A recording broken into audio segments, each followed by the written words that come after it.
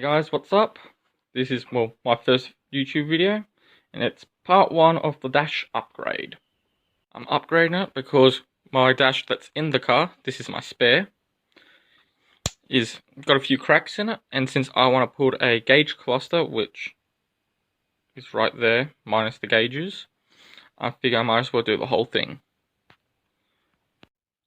All that I've done at the moment has been put some filler in, like right there.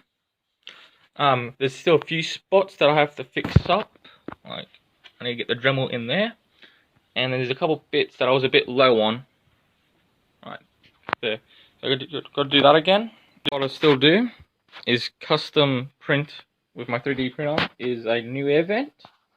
I've got to figure out how to install it into right there. Then that gauge cluster is heading right there, and I will be somewhat like so, roughly. Then, once I've figured out how to attach that, I am fiberglassing over the entire thing. I'm putting fiberglass on it because, as I was working on it, there's been a couple cracks that have shown up. And since I'm doing all of this work, I'm gonna put a new cover on because I'm putting some flock on.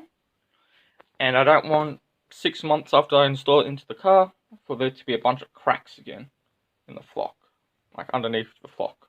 That's about it for this video. In the next one, I'll probably clean up that air vent.